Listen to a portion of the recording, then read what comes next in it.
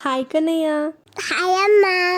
Hanuman bridge అయ్యేటట్టు ఉంటారు కదా, తర్వాత ఏమవుతారమ్మా? అట్లా బ్రిడ్జ్ తయారు చేస్తూ ఉంటారు. ఒక చిన్న ఉడత కూడా వచ్చి హెల్ప్ చేస్తూ ఉంటుంది వాళ్ళకి. అవునమ్మా. మరి ఉడత చిన్నగా ఉంటారమ్మా, అంత పెద్ద రాళ్ళు ఎంత తీసుకొస్తుంది కదా. ఉడత చాలా చిన్నగా ఉంది కాబట్టి చిన్న రాళ్ళే తీసుకెళ్లి నీళ్ళల్లో పడేస్తుంది. ఉడత గుబ్బోయ్ కదమ్మా. అవును కదా, కానీ అక్కడున్న కొన్ని కోతులు ఉడతని చూసి వెక్కిరిస్తుంటాయి. ఎందుకమ్మా పాపం? నువ్వు ఇంత చిన్నగా ఉన్నావు, ఇంత చిన్న రాళ్ళు వేస్తూ ఉంటే మనం లంకకి ఎప్పుడు వెళ్తాం, సీతమ్మని ఎప్పుడు తీసుకొస్తాం అని నవ్వుతుంటాయి పాపం. అప్పుడు ఉడత బాధపడుతూ నా వల్ల అయిన హెల్ప్ నేను రామయ్య కోసం చేస్తానంటది. దూరం నుండి రాముడిదంతా చూసి ఉడత దగ్గరకు వచ్చి దాన్ని దగ్గరికి తీసుకొని ఉడత తలపైన మెల్లిగా నిమురుతాడు. అంటే ఏంటమ్మా?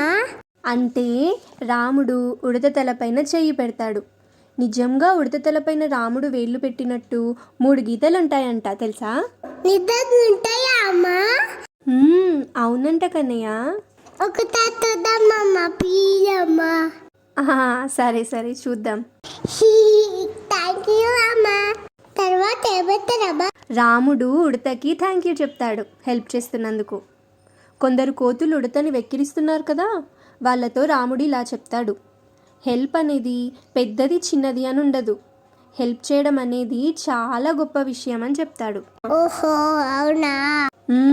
అప్పుడు ఆ కోతులందరూ కలిసి ఉడతకి సారీ చెప్తాయి. ఓ సూపర్ కదమ్మా. అందరూ కలిసి కొన్ని రోజుల్లో బ్రిడ్జ్ తయారు చేసేస్తారు. లంకకు వెళ్తారు. అక్కడ రావణుడితో చాలా పెద్ద యుద్ధం జరుగుతూ ఉంటుంది. అమ్మో. ఈ యుద్ధంలో రాముడు గెలుస్తాడు, రావణుడు ఓడిపోతాడు. మరి అమ్మా? వచ్చింది. పాపం రాముణ్ణి చాలా రోజుల తర్వాత చూసి ఏడ్చేస్తుంది చాలా. బాధతో ఏడవడం కాదు కన్నయ్య, రాముని చూసిన ఆనందంలో అన్నమాట. అప్పుడు రాముడు, సీత, లక్ష్మణుడు, హనుమాన్ అందరూ కలిసి అయోధ్యకి వెళ్తారు. అక్కడ పాట పాడుకుంటూ కదా. ఏమని?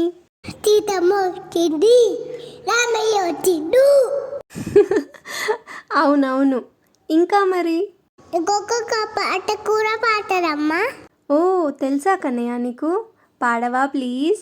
రామ తెల్లాయ దినక రాజమను రామక పిత్తయ మైత మంగళం కుంకుమో పేష చెత్తరాయి చచ్చితాయి హారకటకటోపితాయ పూరి మంగళం. అబ్బా ఎంత బాగా పాడినావు కన్నయ్య, సూపర్. థ్యాంక్ యూ అమ్మా. అయిపోయిందా అమ్మ రామాయణం? అయిపోయింది కన్నయ్య. సరే అమ్మా, రేపు వెళ్ళక చెప్పుద్దా రేపు. సరే అమ్మా, నేను బడ్జుంటా. సరే కన్నయ్య, రేపు వేరే కథ చెప్పుకుందాం. ఓకే మరి, గుడ్ నైట్.